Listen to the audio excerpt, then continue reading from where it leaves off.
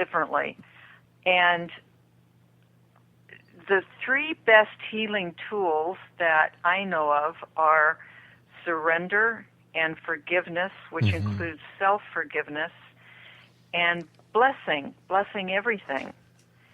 And that's the biggest thing that scares people is surrender, because the ego hates to think of surrendering anything, whether it's something material, whether it's a belief system, whether it's conditioning, whatever it is.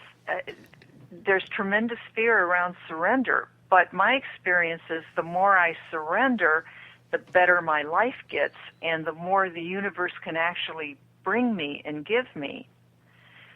So my experience is that you don't lose anything by surrender, you gain. Now, when you say surrender, what do you mean? I really mean surrender, and I do this morning and evening. First thing when I wake up, last thing before I go to bed, I connect up with Spirit, or I would, pray to whoever it is I'm praying to, and I will just say, I surrender, thy will be done. If you tell me to do something, I will do it. And there's no questions asked, and I don't care what it is. So basically you're saying, I'm here, use me. I'm here, use me. Yeah. No, I didn't mean that in a negative way. Yeah. Yeah. I should have said, here I am opening up to you, guide me. Exactly. Okay. Now, if a voice says, take a gun and go shoot somebody, course. I'm not going to do that. Of course not. Of course not, yeah. I'm sure of what I'm connecting to, and then you look at it. If you get some kind of response, you look at it with your logical mind to be sure that it makes sense, And I just find that when I do that, it puts me in the place of being centered and focused and grounded and stabilized in spirit, and I'm much able to live a better life that way, and to be better with people and be better with situations and be better in my work and be better in everything. Just be a better you. Yeah. And as much as I know that negativity has a ripple effect, then what I mean by that is, when you've got a nice calm pond and you toss a rock in, you get that ripple. So many people talk about the ripple of negativity. Well, what about the ripple of positive, good, uplifting? Why don't they talk about the positive aspects of life? Absolutely. If we did that more, we would bring more of that to us. And again, I'm not talking about being a Pollyanna and not understanding the things that are going on, but we have a choice. We can choose where we're going to direct our mental energy and our emotional energy as well as our physical energy. And again, law of attraction, like attracts like.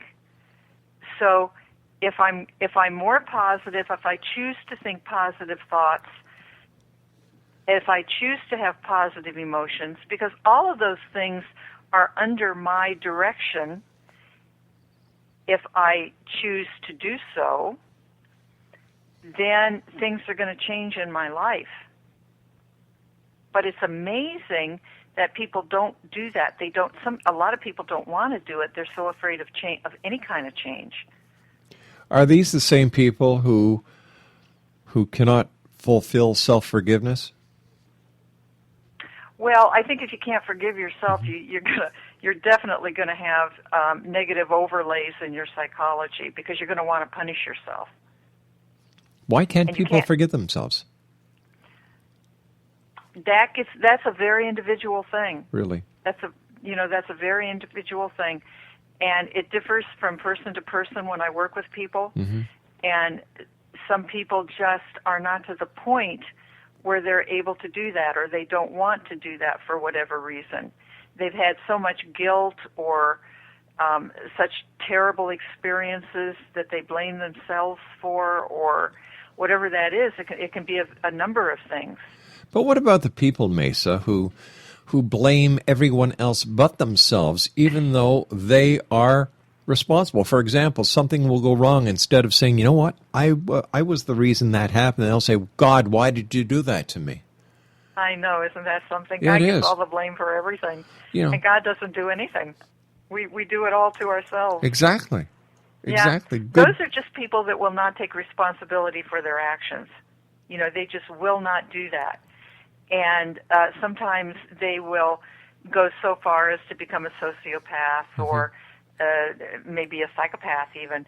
But you do find people in all levels of that kind of thing where they just don't want to do that. They want to get by with what they can get by. That's very problematic. There's a lot of people like that. They'll blame anybody in order to not take responsibility for themselves. Yeah, it's called passing the buck. Oh, absolutely.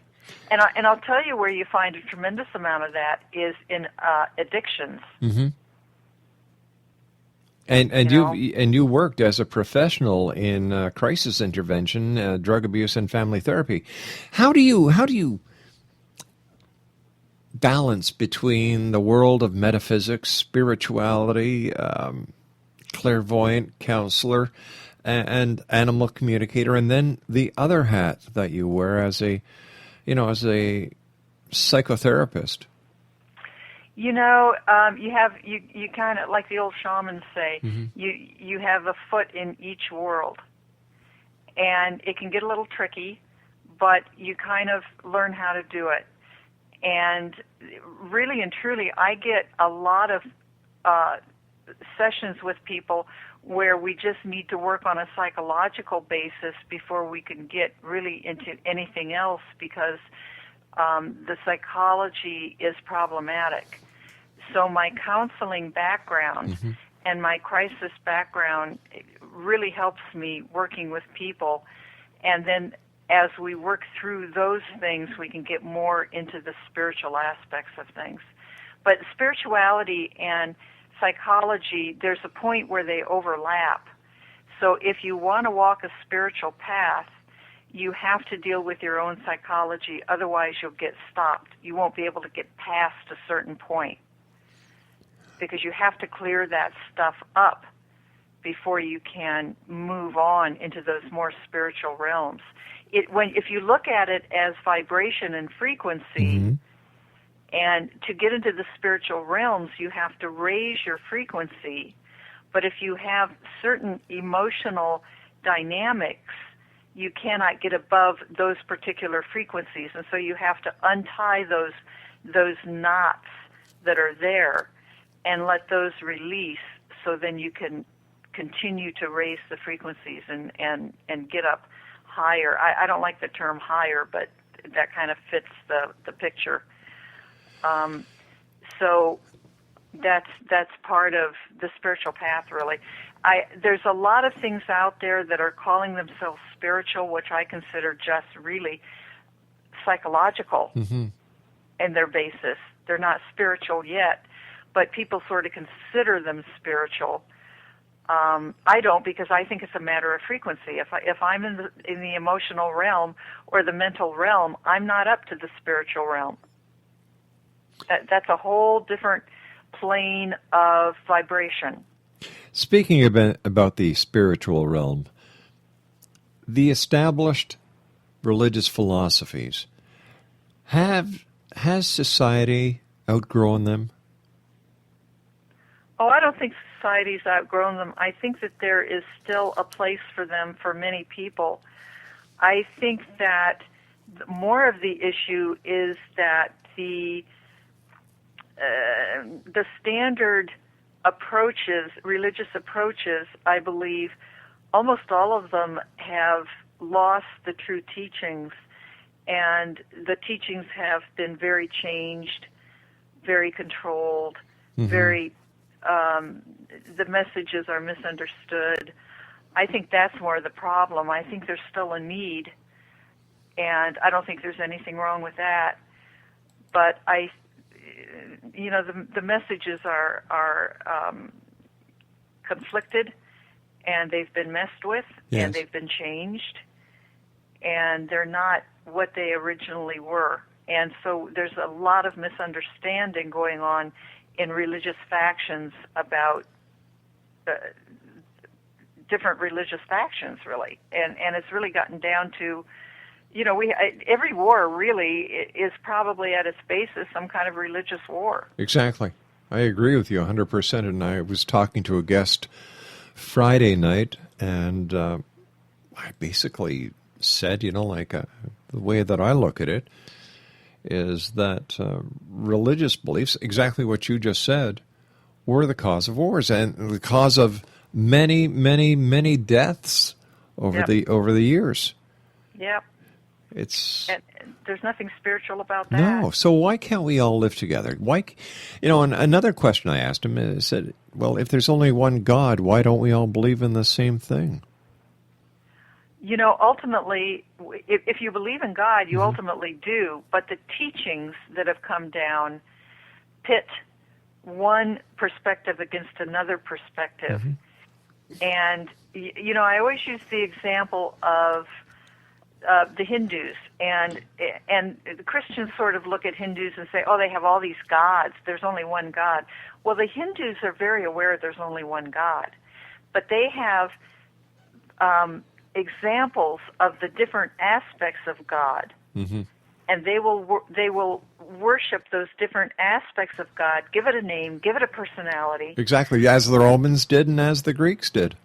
Yeah. But the understanding is there's only one God, but God has all these different aspects. And so there is only one God, but everybody's saying my God's right and your God is wrong, and I'll kill you to prove that. That makes no sense to me. It never has. No, makes absolutely no sense. And none of the to be perfectly frank, Christ is not happy about that, and his teachings, his true teachings, are not really being taught. Well, I shouldn't say that. I think in a few places they're being taught, but in terms of the standardized religions, they're not being taught. But with all the misinformation that is filling the airwaves, filling the internet, filling a lot of bookshelves, how does a person know where to turn? For example, I had a guest on not that long ago who said that Christ was channeling messages from star people. So where do people turn for the truth? I'm going to leave you with that question because we've got to take our final break, Me Sah. It's always great talking to you. I thoroughly enjoy our conversations, and you and I will be back on the other side of this break. Exo Nation, if you'd like to find out more about this young lady I've got on the show right now, her name is Me Sah, and her website is www.mesah, that's mesah.weebly.com. That's www.mesah.weebly.com. And we'll be back on the other side of this commercial break as we continue here in the X Zone from our studios in Hamilton, Ontario, Canada. My name is Rob McConnell. Thank you for sharing your time with us here in the X Zone. I like the way you smile at me.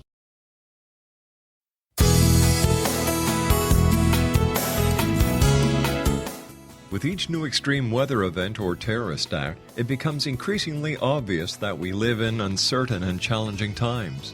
We all buy car insurance. Why not collapse and catastrophe insurance? Matthew Stein, an MIT-trained engineer and green builder, has written 2 outstanding books to help people prepare, plan for, and deal with everything from minor situations lasting a few days to full-on collapse. Matt's first book, When Technology Fails, is a manual for self-reliance, sustainable living, and surviving the long emergency. This massive book covers the gamut from first aid and emergency preparedness to alternative healing, renewable energy, primitive living skills, and 18th century technologies that could be critical to your comfort and survival in a long-lasting crisis. Matt's second book, When Disaster Strikes, is a comprehensive emergency preparedness handbook and survival guide. When Disaster Strikes is an essential item for every family's go bag. Both books are available at all usual sources. There's a wealth of totally free information posted at whentechfails.com, and author-signed copies may be purchased at mattstein.com. That's www.whentechfails.com and www.mattstein.com.